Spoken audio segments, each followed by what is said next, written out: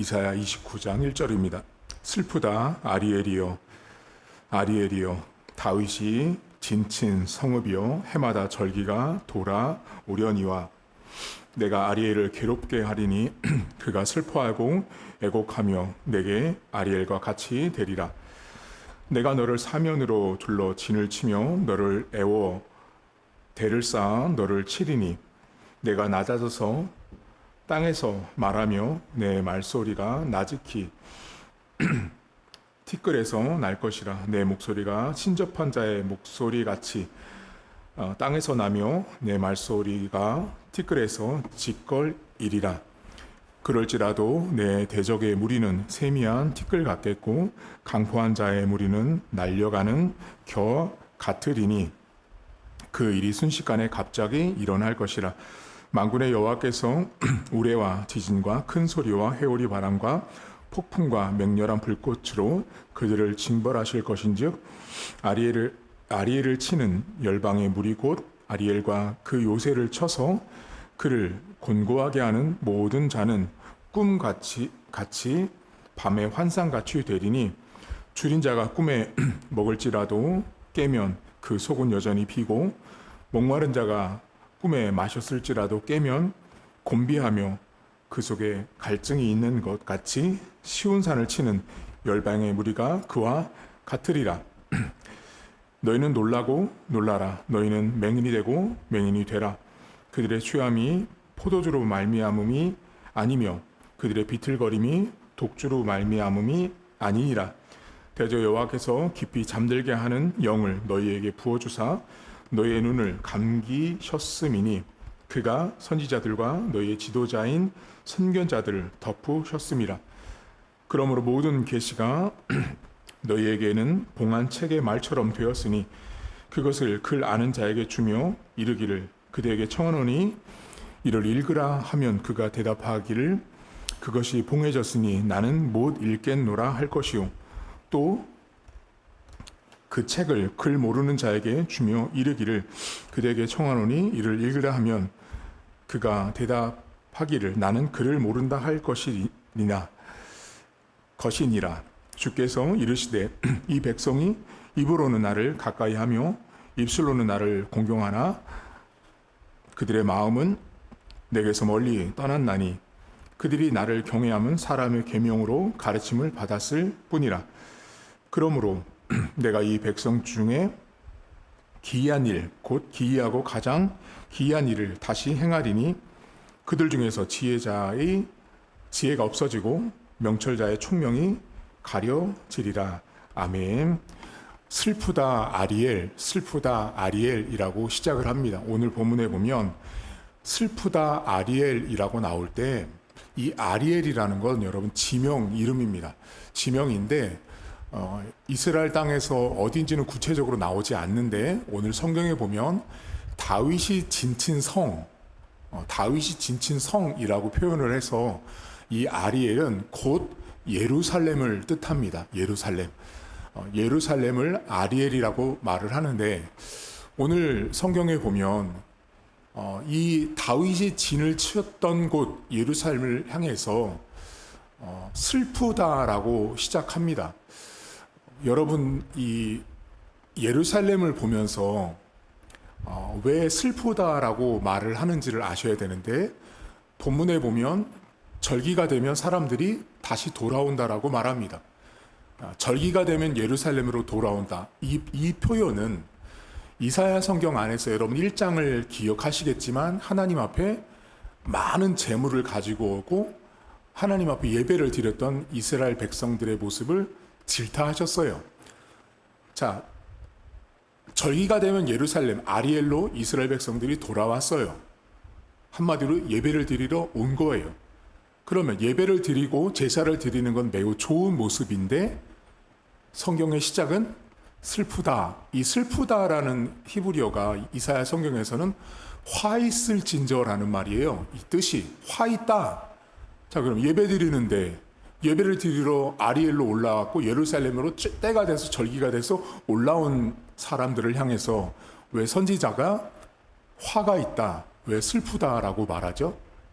왜 그러냐면 여러분 이사야 성경에서 하나님이 많은 재물이 내게 짐 같다라고 말씀하면서 또 무슨 말씀을 하세요? 너희가 마당만 밟고 간다라고 말하잖아요. 다시 말하면 여러분 이사야 성경 안에서 이스라엘 백성들이 하나님 앞에 제단을 쌓고 제사를 드리는 이 모두는 딱 한 단어로 압축되는데 그게 뭐냐면 형식적인 예배예요.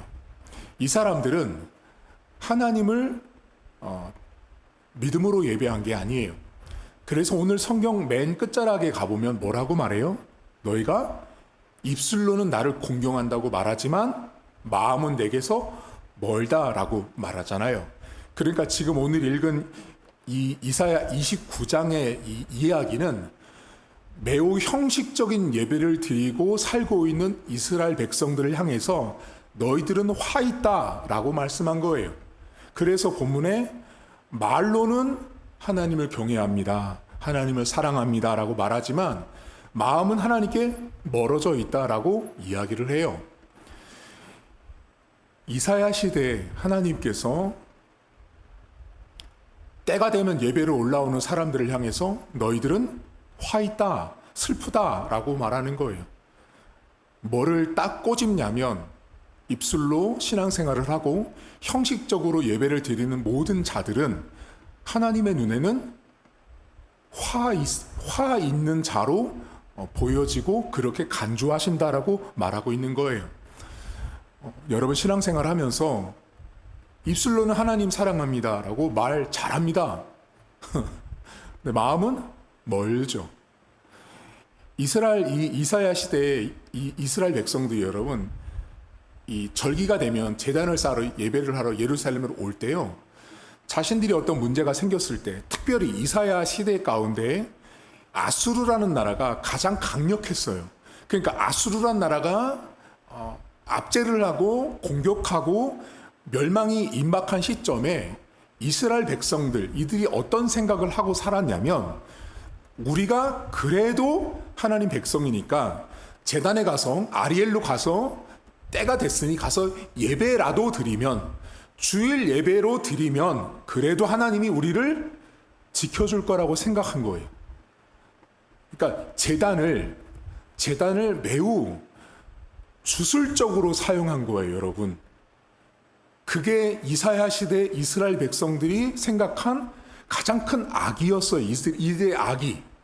하나님을 이용하는 거죠. 제단을 때가 돼서 올라가서 예배를 드렸으니 됐어. 하나님이 우리를 지켜줄 거야. 우리는 예배 드렸으니 됐어. 라고 생각한 사람들이 29장의 이사야 시대 백성들이었어요. 입술로는 말 잘합니다. 기독교인들. 마음은 하나님께 멀죠. 오늘 주일이에요. 오늘 주일 예배 드리러 갑니다. 오늘 봉사 보합니다. 저 교사입니다. 성가대원입니다. 찬양대원입니다. 싱어입니다. 반주자입니다. 등등. 뭐 저는 당의 장로입니다. 뭐 서기입니다. 뭐 등등. 막 자기를 막 이렇게 말하죠. 입술로는 엄청 말해요.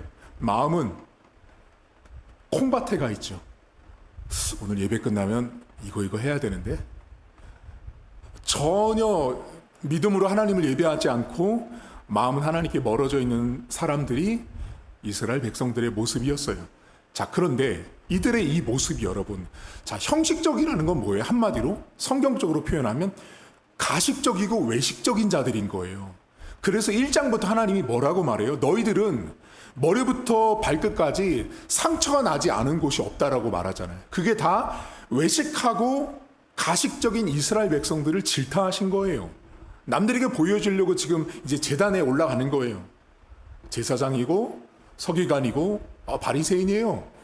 주일날 됐으니까 이제 예배에 올라가잖아요. 그러니까 남들이 볼 때는 매우 거룩해 보이는 거예요. 자, 그 가식적이고 외식적인 모습이 형식적인 예배로 드려지게 되는 거예요. 그냥 기계적으로 오는 거예요. 기계적으로. 여러분 주일날 그냥 기계적으로 예배 오시면 안 돼요. 왜 안 되냐면 오늘 하나님께서 그렇게 화 있다고 말한 예루살렘의 성도들, 제단한테 우리 제단 예배 드리러 가면 됐어, 이렇게 생각하는 그들에게 두 가지의 심판을 말한다고요. 첫 번째가 뭐냐면 맹인이 되게 하세요. 그래서 오늘 본문에 보면 잠자게 하는 영을 그들에게 부어주세요. 그래서 본문에 보면 뭐라고 말해요? 자, 봉해진 책이 있는데 그것 좀 읽어주세요. 그랬더니 못 읽어요. 못 깨달아요. 글을 몰라요. 이건 무슨 얘기를 하는 거냐면 선지자들이 말을 해도 깨달음이 없는 거예요. 볼 줄 모르는 거예요. 들을 줄 모르는 거예요. 여러분, 하나님 앞에 형식적인 예배를 드리고 가식적이고 외식적인 예배를 드리잖아요. 그럼 첫 번째 가장 큰 심판으로 이사야 시대에 내려진 게 뭐냐면 맹인이에요. 성경을 볼 줄 몰라요. 성경을 보고도 깨달을 줄 모르는 거예요. 제가 항상 두렵고 떨림으로 있는 부분이에요. 여러분, 하나님이 심판할 때요, 성경을 봐도 못 깨닫게 하면 그것만한 저주가 없어요. 여러분, 제가 성경을 봐요. 매주마다 설교를 하는데 제가 성경을 봐도 깨달음이 없어요. 제가 성경을 봐도 뭔 말인지 모르겠어요. 그건 저주예요, 여러분. 제가 받는 심판이에요. 그러니까 성경을 여러분들이 읽을 때 내가 지금 왜 하나님이 맹인되게 했냐고요. 왜? 형식적으로 예배드리는 사람들, 제단에 올라가서 예배드리는 그 사람들에게 하나님이 내려주신 첫 번째가 뭐냐면 맹인되게 하신 거예요. 본문에 보세요. 잠자게 하는 영을 부어준다고 말하잖아요. 요즘에 주일날 가면 교회마다 잠자는 사람들 엄청 많죠. 딴짓하잖아요, 여러분.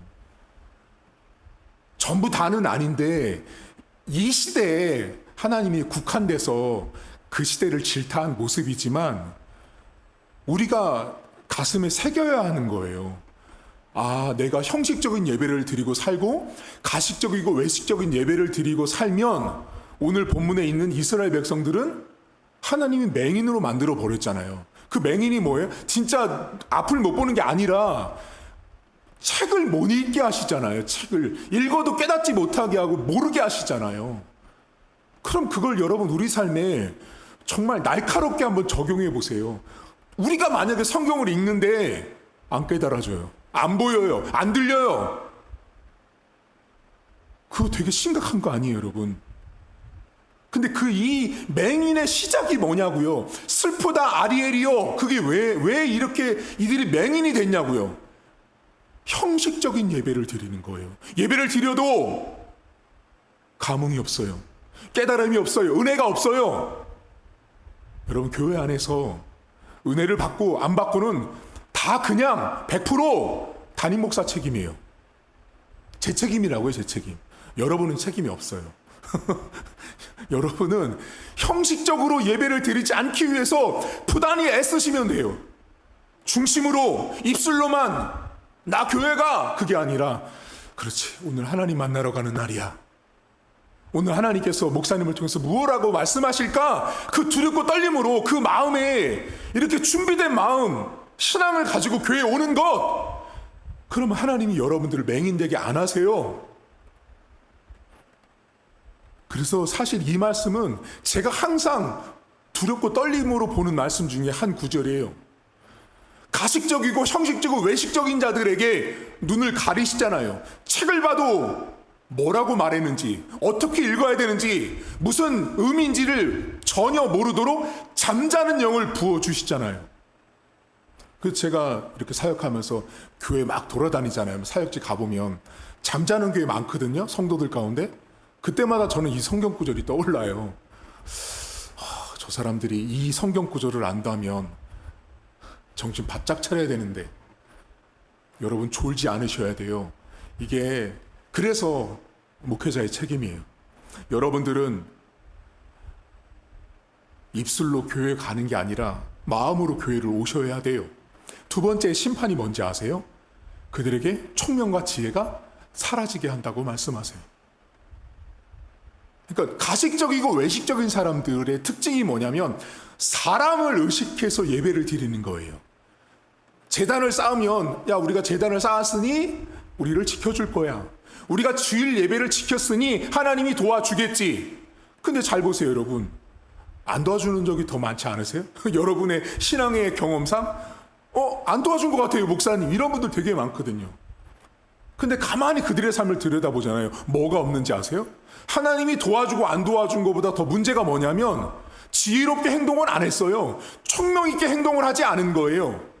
저는 그게 더 주목해야 되는 부분이라고 봐요. 오늘 성경에 하나님이 뭐라 그러세요? 가식적이고 형식적인 제단만 쌓는 많은 재물, 짐 같은 재물만 가져와서 입술로는 하나님 예배드립니다, 입술로는 하나님 헌금했습니다, 봉사했습니다, 전도했습니다라고 말하지만 마음은 콩밭에 가 있잖아요. 여러분, 마음은. 자, 그런 사람들에게 하나님이 뭐라 그러신다고요? 지혜와 총명을 거두신다고요. 그래서 제가 이렇게 성도들을 보잖아요. 지혜가 없는 사람들이 있어요. 총명하지 않은 성도들이 있어요. 그분들의 공통점이 뭐냐면 성경을 봐도 깨닫지를 못하시더라고요. 그러니까 성경을 보면 깨달아져야 되거든요. 깨달아지면 성경 말씀대로 그 우두남이 벗겨져요. 우두남이.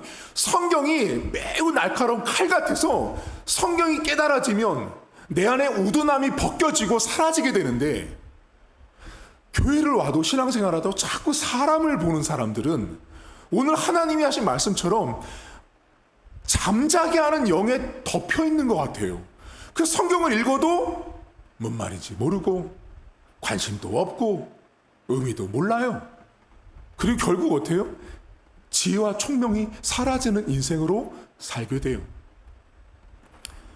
여러분, 흔히 세상 사람들이 기독교인들이 죽으면 물에 입술만 동동동동동 뜬다 그러잖아요. 무슨 말이에요? 오늘 본문처럼 입술로는 하나님 사랑합니다 말합니다.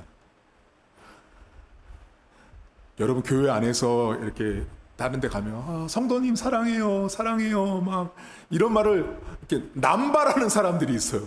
목사님 은혜 받았어요 은혜 받았어요, 목사님 감사해요 감사해요, 목사님 최고예요 최고예요, 이 말을 남발하는 사람들이 있어요. 제 경험상 믿지 마세요. 진짜는 말로 하지 않아요. 여러분, 이스라엘 백성들이 얼마나 입술로 하나님 앞에 거짓됐으면, 입술로 얼마나 하나님을 경외한다고 하나님 중심으로 입술로만 말을 하고 마음이 멀었으면 그들에게 얼마나 그들이 하나님 보시기에 탐탁치 않았으면 책을 봐도 깨닫지 못하게 하는 잠자는 영을 부어주셨겠냐고요. 여러분, 오늘 하루도 가식적이고 형식적인 예배를 드리면 하나님이 화 있다 아리엘이여라는 말을 내가 듣는 거예요. 내가 형식적으로 예배 생활을 하면 화 있다 땡땡땡 누구누구요 라고 나에게 말씀하실 거예요. 그리고 그 화 있는 나의 두 가지 모습은 뭐예요? 맹인되는 거예요. 여러분, 글을 봐도 성경을 봐도 안 보이고 안 깨달아지고 안 읽혀지고 안 보이는 거죠. 그때 뭐부터 점검하셔야 되냐면 그렇다면 내가 형식적이었겠구나, 외식과 가식으로 삶을 살았을 수도 있겠구나라고 한 번쯤 나를 되돌아보는 거예요. 왜? 오늘 성경이 말했잖아요. 가식적이고 형식적인 예배를 드리는 자들에게 첫 번째 징계가 맹인되게 하시는 거예요. 성경책을 봐도 글을 봐도 깨닫지 못하게 하시잖아요. 두 번째, 총명과 지혜가 사라집니다. 여러분의 인생을 살면서 오늘도 내가 너무 지혜롭지 못한데?